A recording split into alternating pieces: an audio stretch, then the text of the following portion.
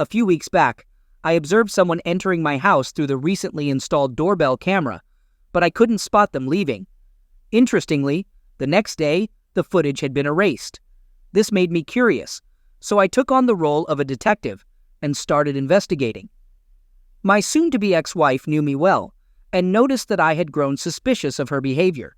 She believed I had discovered some evidence, likely from the recently installed doorbell camera she had erased. I was in the process of installing in-home cameras and recording devices.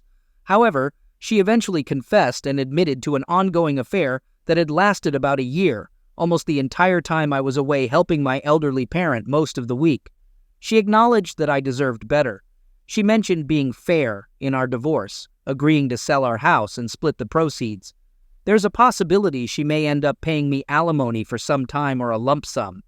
We'll divide most of the debt, and the house sale is likely to clear that, leaving a little for us to start over.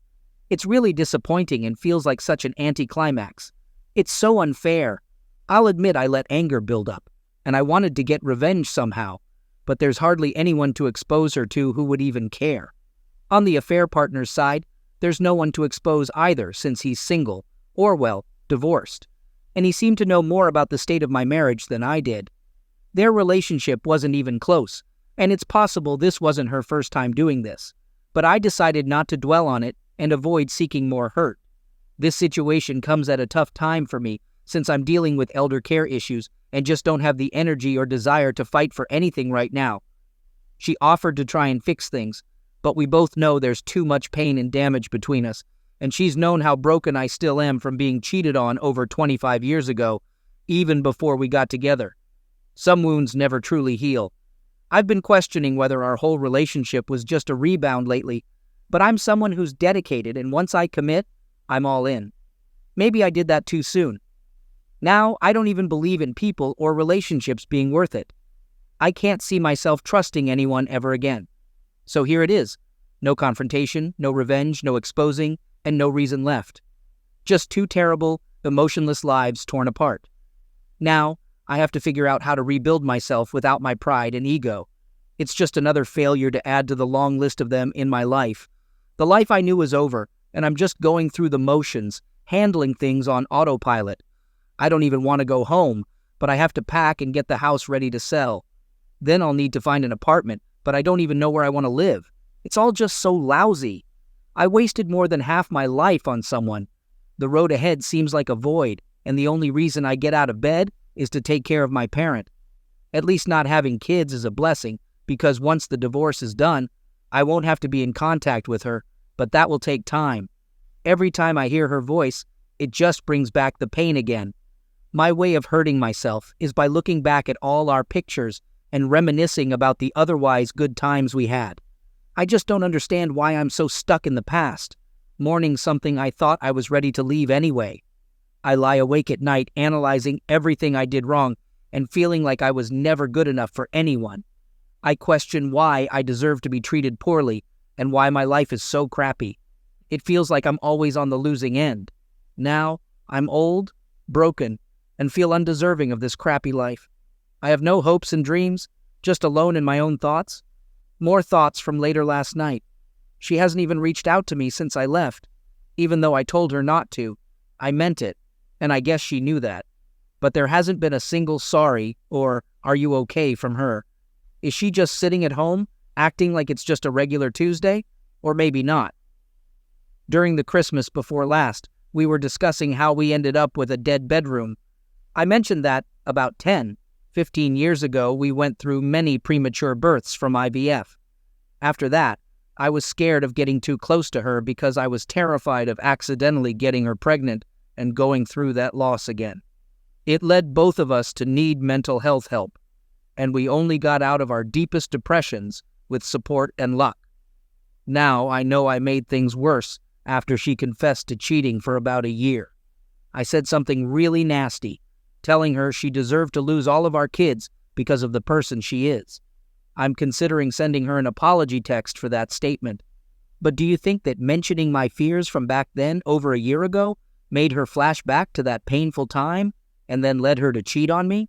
I only ever told my therapist about my fears, and we discussed ways to overcome them. We decided It wasn't the right time to bring it up with my wife. Maybe she blames me for our years of intimacy issues. Maybe it's all my fault. Oh God, what have I done? After thinking about it and probably against better judgment, I called her. I knew she probably wouldn't answer, so I left a voicemail apologizing for what I said. I admitted it was hurtful and not true. I'm sorry we ended up here, but I know it's over. Let's handle this like mature adults, not like the 20-somethings we were when we met. I told her I hope she finds what she needs and left it at that. Last night my wife called me. She appreciated my apology and knew I said those things to hurt her. We didn't talk much, just some apologies and blah blah blah. I mentioned I'll be coming home this weekend, but need her not to be there. It was mostly civil, but I made it clear I don't care where she goes. I even suggested she stay with her boyfriend since that's who she wanted anyway. Of course, she denied it and kept saying she wants me back and that we can work things out. She pleaded for one chance, saying she's never done anything like this before and will do anything to make it up. I have to admit, all I want is to go back in time to any moment from the past year, or even the worst times in our lives, instead of now. But this time I stood my ground and told her I don't see a way for us to be together now. A whole year has passed, and I can't imagine feeling the same way for her. I only asked one question about it: how many times? She stayed silent for a while, but I didn't say anything. Finally, she asked if I really wanted to know because she didn't want to hurt me even more. I just said I need to know.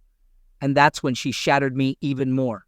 She said it was only a few times in the beginning, but after about a month, it became almost every day I was away, and even some weekends, for about 6 months. In the last few months, it was about once or twice a week when I was away. I felt sick, so I muted the call to let out some of the pain. She had intimacy with him more times in a year than we've had in the past 10, 15 years, maybe even more than in the beginning of our relationship. It was like hundreds of times. I wanted to ask more questions, like if he was better, bigger, or what they did. I wanted to know what he did that I couldn't, but I couldn't bear it anymore. I just told her to go to him this weekend so I could be alone at home and sort through my important things. I don't even have a permanent place to take my things. I've been awake and got a bottle of good scotch. Now I have to work and take care of my parent while dealing with a hangover. So, as we had agreed, I went back to the house to gather some things. Thankfully, she's nowhere in sight. I'm collecting some documents I forgot last weekend, and then packing clothes and other stuff. It's all going faster than I expected. I've got my AirPods in, playing some good tunes to stay positive. I head to the basement and start packing up a few things from there. It's tough, but I'm determined to keep moving forward before I get too down. As I'm in the basement, I faintly hear the sound of water running in the pipes over the tunes. It goes on for a bit before I notice it. I walk upstairs and hear the shower going. I'm like, what the heck? I decide to make myself a cup of coffee and go out to my car. At first I thought about driving away, but I end up just sitting in the driveway. I feel stunned by everything that's happening. I start writing a long and nasty text, but then I decide not to send it as evidence of anything. So I just sit there and wait, hoping she'll leave again. While I'm outside, my new neighbor walks by and introduces himself, seeing me standing outside having a smoke. I don't tell him anything, but I try to be friendly. Just as we're about to say goodbye, the garage door opens, and she's standing behind her car, asking to speak to me. I have to go through introductions with this new neighbor and my wife. We didn't really talk much, and even the new neighbor could feel the tension and left. Once inside, I was still in shock and just asked her why she was there. She explained that she couldn't check into her new place until later and was at the gym, that darn gym again. She wanted to shower and get some more things. She assumed I wouldn't mind and thought she could come and go without it being a problem. I just stood there, wondering who the heck is this person in front of me. After a brief and awkward apology from her, she suggested we shouldn't be hasty while things are still raw. Maybe we should try more counseling, and she knows we still love each other. Blah blah. I looked her in the eye and simply said, "No, please leave. I have things to do, and you agreed to stay away." I told her that this is what she caused, and then went back to the basement. I'm sitting here now, typing this, and trying to control myself and my blood pressure. Thankfully, I just heard the garage door open and close, so she's gone. But I'm still a bit of a mess. I want to get back to packing, but my bourbon collection is staring me in the face. I'll admit, I already had one good drink earlier. If I have another this early, today will be even more of a bust. All right, here's what happened. Sunday came after another night of no sleep, just packing and feeling so miserable. It was all so tough, going through memories, pictures, and things we chose together. Our wedding album and other stuff only stirred up more emotions I was trying hard to control. But I pushed through and focused on the things that meant the most to me. Unfortunately, one item hit me the hardest: the sealed urn with our children's ashes. We had planned that when one of us or both passed away, we'd mix our ashes and have a relative scatter them in the ocean by our favorite beach. Well, that plan's obviously off now. But here's the thing. I don't know if it's wrong that I want it with me. I mean, I know I have to talk about this with her eventually, but I have no idea how that'll go. I'm not sure if we can have it opened and split the remains. That just feels wrong, like neither of us would have them. I don't even know if that's possible or a thing. I guess I'll ask my attorney once I hire one. At that point, I didn't mention it to her because my trust in her was below zero. Update. Here's what's really going on now. Sunday evening, I'm almost done packing the stuff I'm taking with me for now. I wanted to have enough so that if I couldn't stand to come back for a few weeks, I'd be prepared. Picked some important keepsakes and documents too. We had agreed she'd return after 9, and honestly, I didn't want to be there when she came. I resisted the urge to mess with electronics or the router just to spite her. I felt like, for once, I was being the bigger person, thanks to some supportive calls from a friend and messages here and there. So it's around 7, and I'm loading the last bits into my car. Guess what?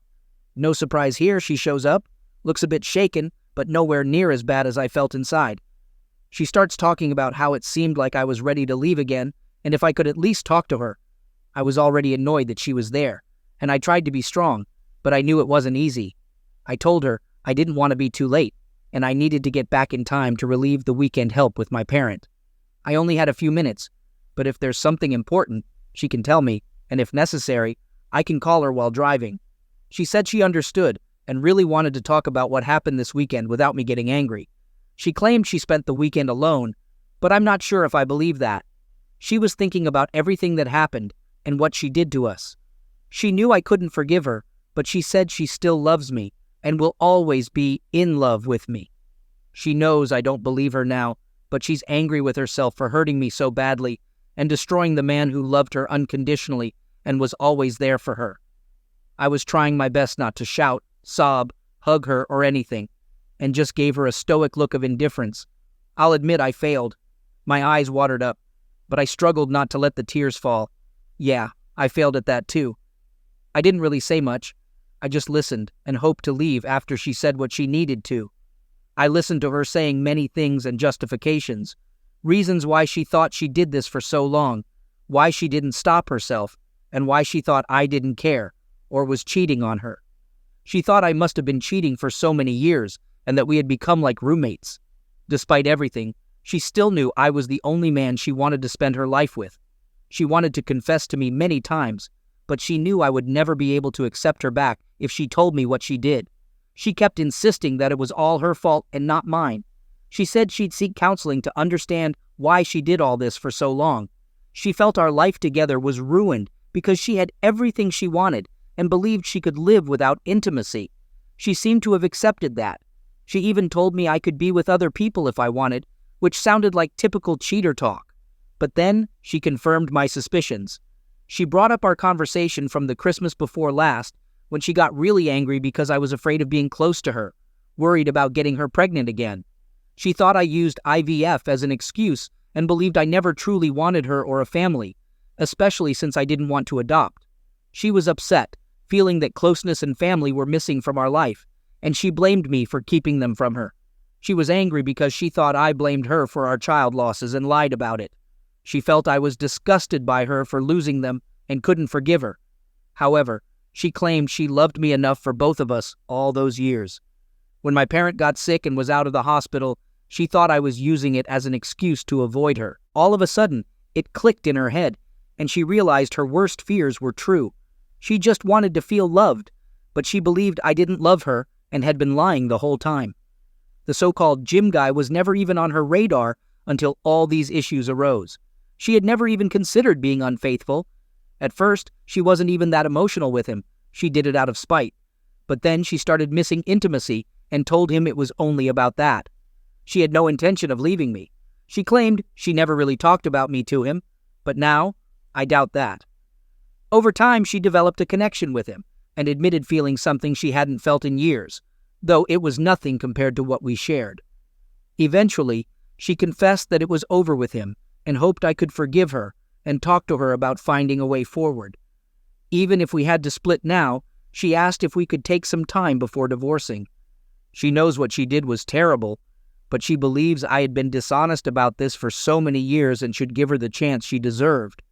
Honestly, I couldn't hold back anymore and blurted out, "Do you seriously think you deserve a chance after a whole year of cheating?" I had shared my deepest fears in therapy, but I never wanted this kind of situation to happen, so I kept them hidden. I tried so hard in the past few years to connect with her, be romantic and engage, but she hardly acknowledged my efforts.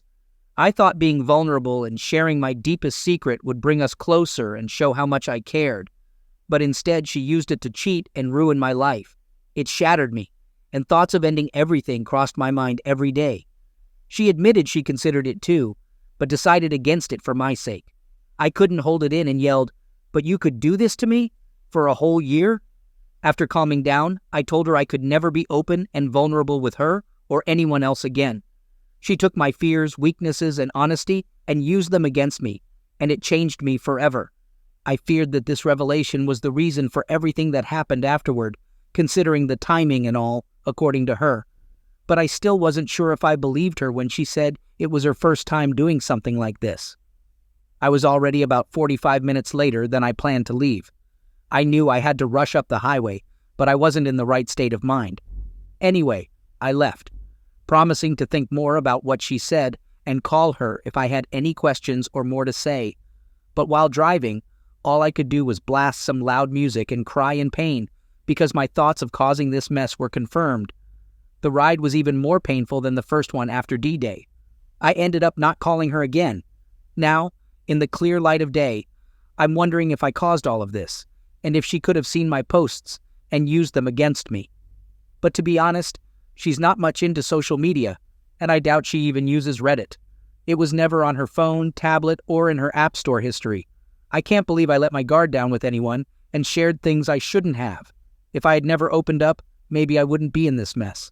It feels like karma, because I was thinking of leaving last fall anyway. Now, I'm just going through the motions, and it proves I should act like the happy guy and never let my guard down again. I feel like I ruined everything I had.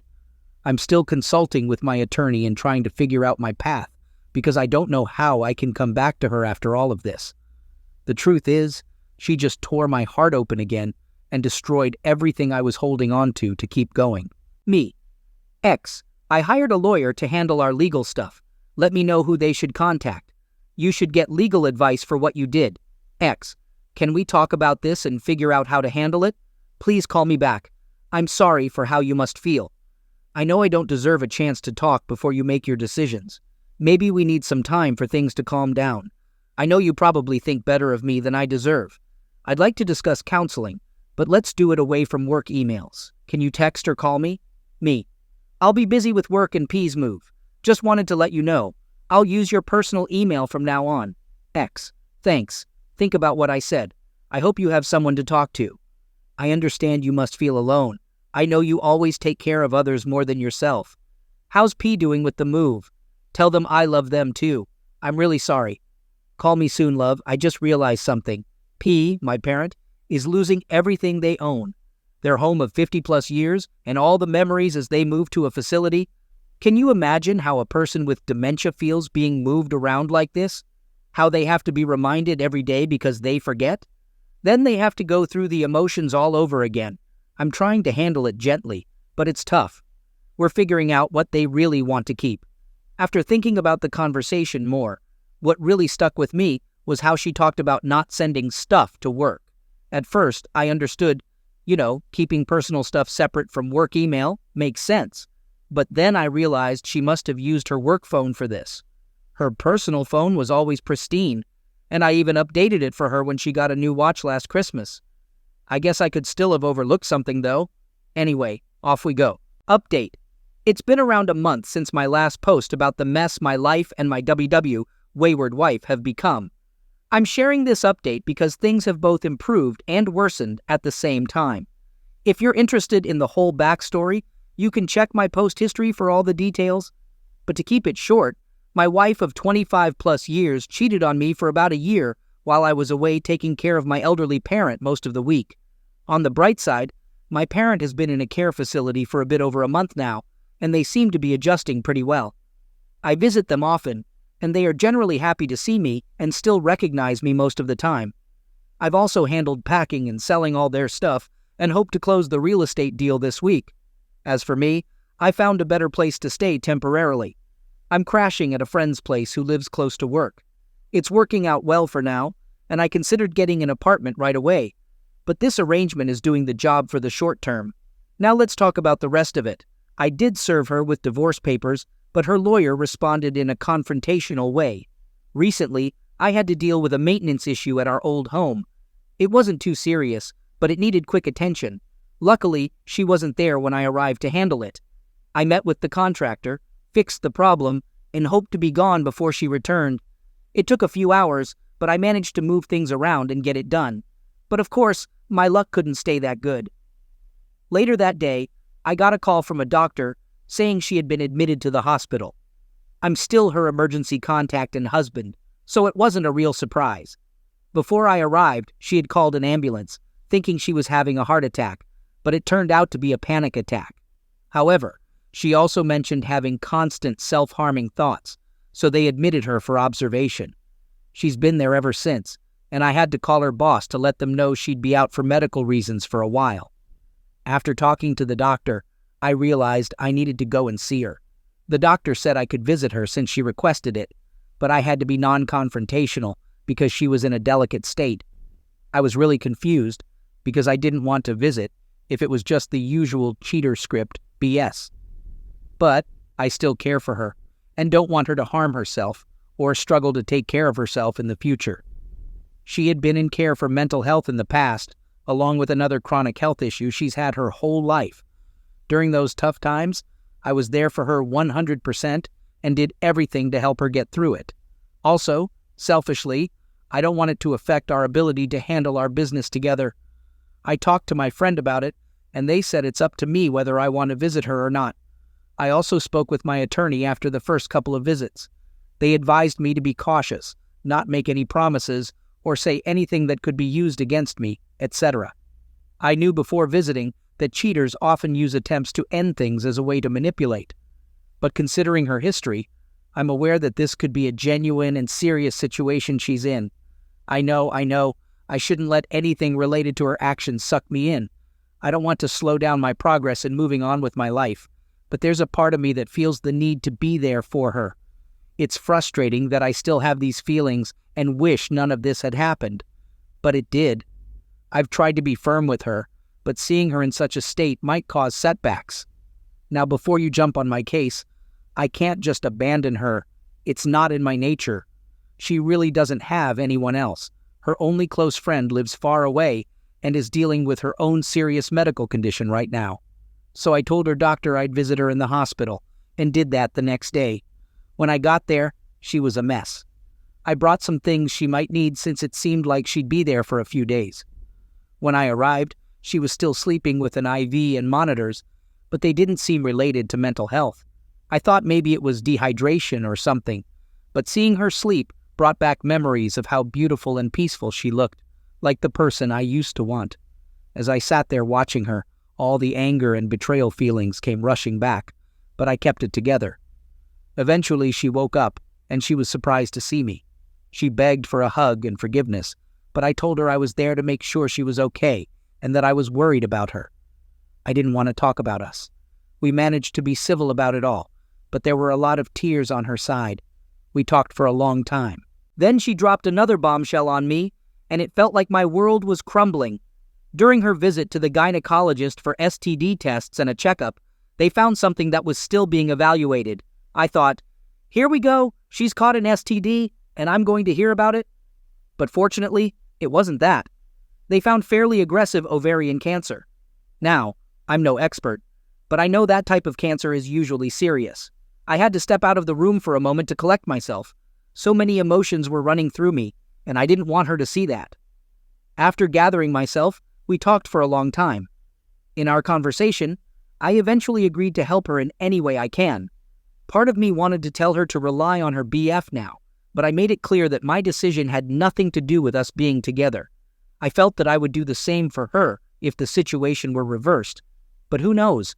It turns out her panic attack was triggered by getting this news, and also because I completely ignored her birthday. Plus, she got served with divorce papers in the same week. It's like a perfect storm of crap hit her life. It almost feels like karma. She was feeling overwhelmed and thought ending her life would be easier than facing me and this disease alone. She was losing everything, and now facing the prospect of losing her life on top of it. She didn't want me to suffer from her medical debts either. She thought her life insurance and giving me the house would give me a fresh start. But I managed to convince her that all I want is for her to fight with everything she's got and to be there for her. I told her she is not a reason to end her life. So that's what I've been up to lately. Driving up and down the highways for work, visiting my parent at the hospital, staying with my friend, and now going back to our old home to gather more of her things. They moved her to a regular room since the doctors think she's no longer a danger to herself. She's had more tests, and today we'll find out the exact stage of her cancer. From the initial exams, it's at least stage 2B or worse. If it's not stage 4, we might have a chance to handle it, I guess. But if it's stage 4, it'll be a tough and short road ahead. I'm currently typing this in the hospital cafeteria, waiting for the oncology department to give us more results and details. I'm the kind of person who'd do anything for anyone. Even though her actions drove me away, I'd be a complete mess. Not that I haven't been in private. But once again, I'm trying to be strong for both of us and staying optimistic, which is totally against my pessimistic nature. The biggest thing that might happen, if it's not a lost cause, is that she'll need major emergency surgery and chemo, and she'll require care and assistance during recovery. I agreed to be there for her through the surgery, chemo, and recovery, if that's the best case scenario. I haven't explicitly told her yet that I would move in and stay with her, although it's probably what I'll have to do. But that decision hasn't changed my mind about divorce. I talked to my lawyer about what all this means for our separation, and if we can still be considered separated during this time. They said we can treat this as an in-house separation as long as certain things don't happen, which would be impossible anyway. My other concern is how I can avoid being responsible for part of her medical debt from this situation, as it's likely to delay our divorce proceedings. They told me we can amend our settlement agreement, but she would need to agree that none of this is my liability.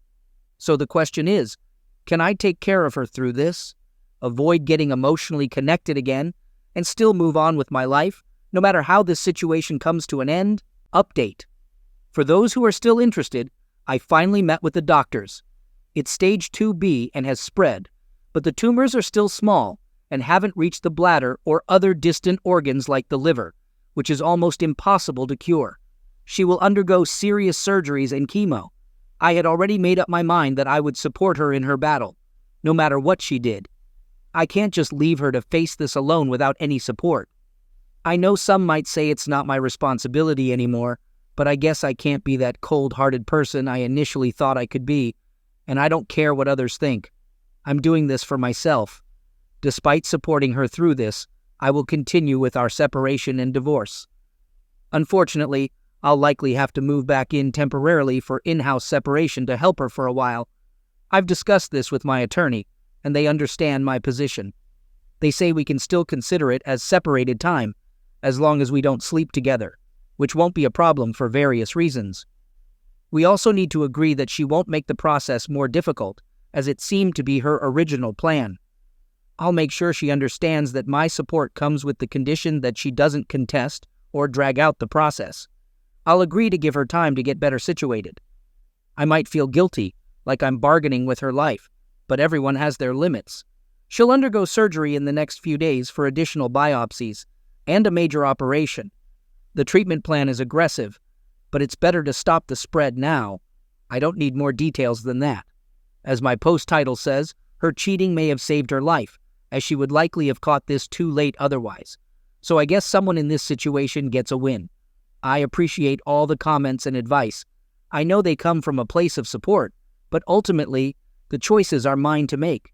I just want this part of my life to happen and eventually end. After this, I can't keep feeling obligated to anyone besides my parent. Attachments only seem to bring pain, but I guess, in the end, it's my fault for getting attached in the first place. I'll continue to monitor this account and might make updates, but for now, I guess this is the path I have to walk.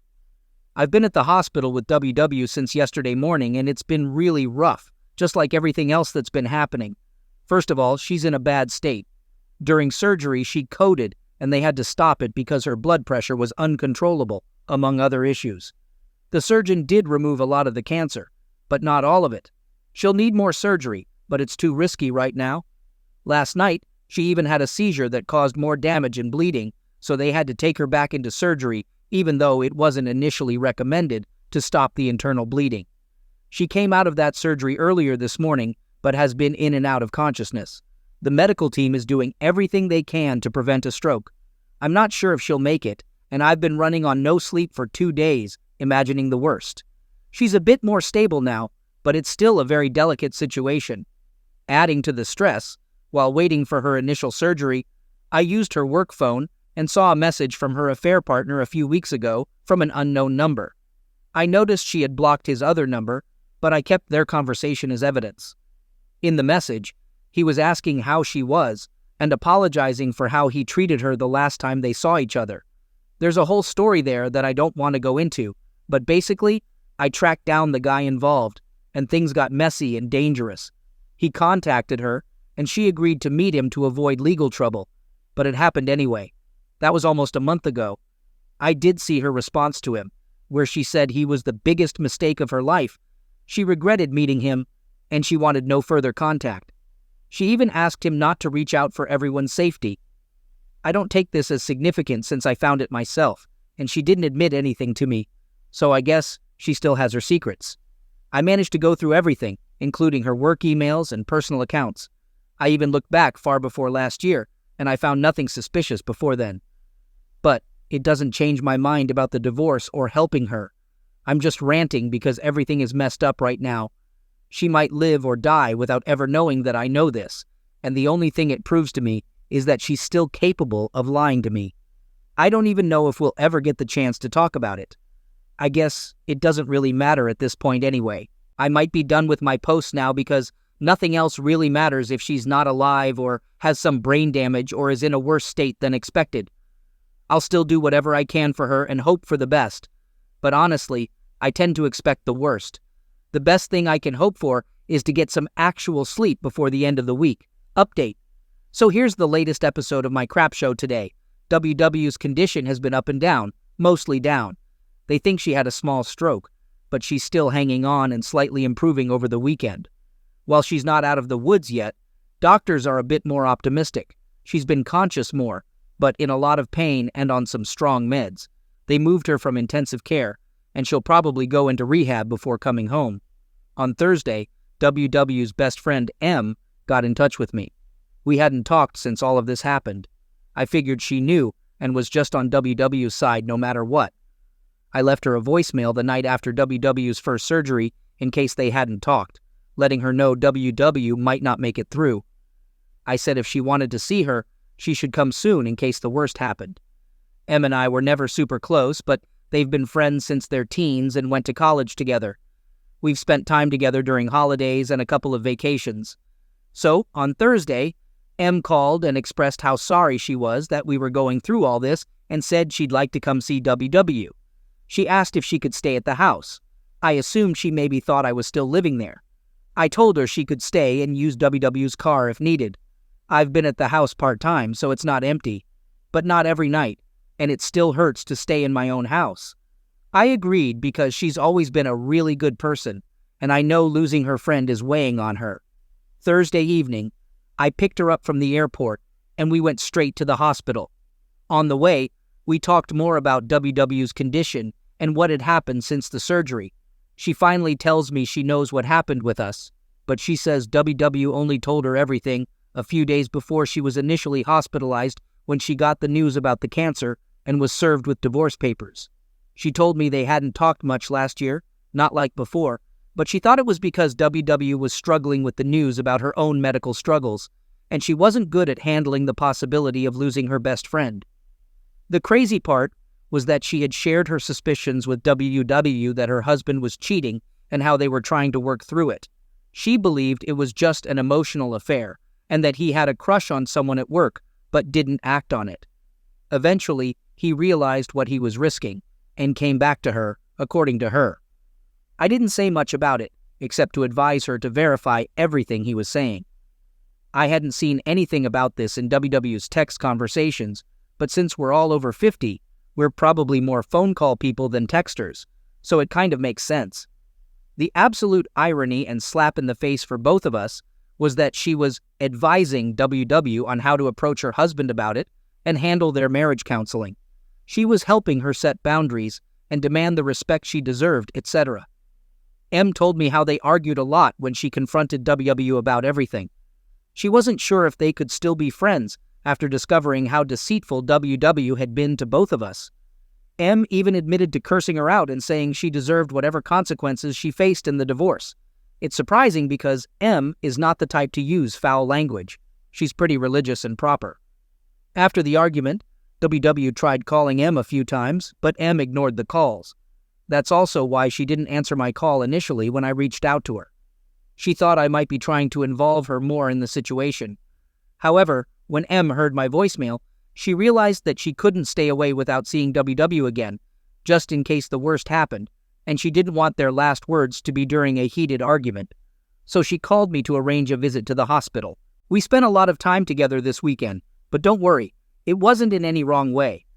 M shared some more insights with me after her visits with WW. We talked almost every night until very late, and it was kind of nice because she never pressured me to stay together, but I could tell that after each visit, she was becoming more understanding.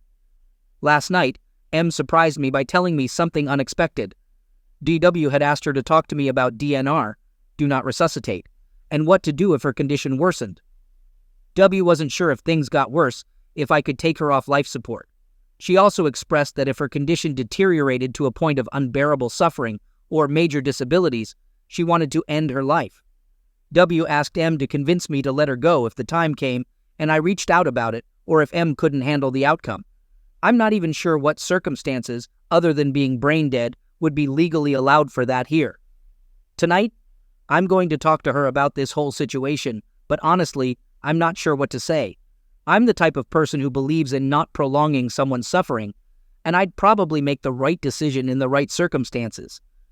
But I can't commit to anything more than that, and I'll never be certain if I'm doing it just to be done with all this pain or not. Even in the right medical scenario, I think I'd carry a ton of guilt about this forever. I'll also discuss this with my therapist, but my appointment isn't until later in the week. Quick update. Before she left, I asked her friend M if she would consider being the medical POA, power of attorney, for my wife, and she's thinking about it. I'll also ask a close relative, even though they live far away, but I can't guarantee they'll do it. I won't make any decisions except legal ones. I briefly spoke with my lawyer, and we have a meeting scheduled for tomorrow. However, tonight, I'll let her know that I understand what she wants, but I can't agree to it right now.